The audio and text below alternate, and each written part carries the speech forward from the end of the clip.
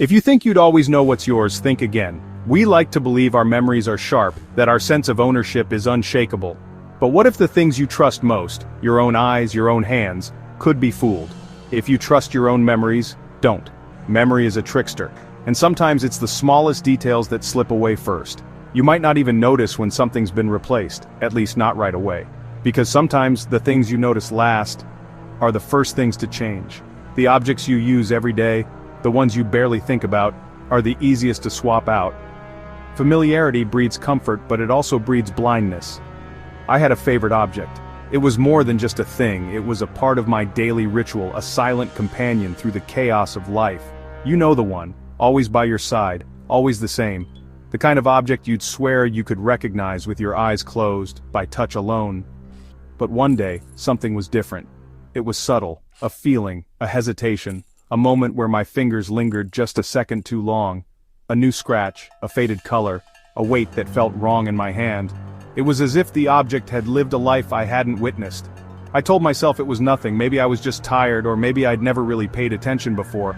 We all misremember things, right? But then, more changed. Little things. The stitching on a bag, the way a button clicked, the scent of a book's pages. Each difference was tiny, but together they formed a pattern I couldn't ignore. Too small to mention, but too strange to ignore. I started to wonder if I was losing my mind or if the world around me was shifting in ways only I could see. The anxiety grew. I began to question everything. My memory, my senses, even my own sanity.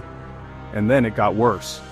I started finding copies, exact replicas, hidden in places I'd never leave them, drawers, shelves, even tucked under my pillow.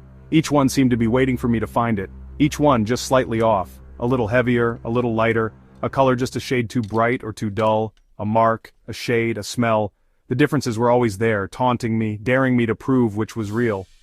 I threw them out, but they kept coming back. No matter how many times I tried to rid myself of the imposters, they reappeared. Sometimes in the same place, sometimes somewhere new. Was someone playing a trick? Was I the target of some elaborate prank? Or was there something more sinister at play, or was something else happening? Was reality itself shifting, or was I simply unraveling? Then, the changes weren't just in my things, they were in me. I started to notice differences in my own reflection. That's when I noticed the changes in me, a new mole. A slightly different reflection in the mirror. My eyes seemed a different shade, my smile a little crooked, my voice echoing back in a tone I didn't quite recognize. I'd catch myself saying things I never meant. Words would slip out, unfamiliar phrases, as if someone else was speaking through me.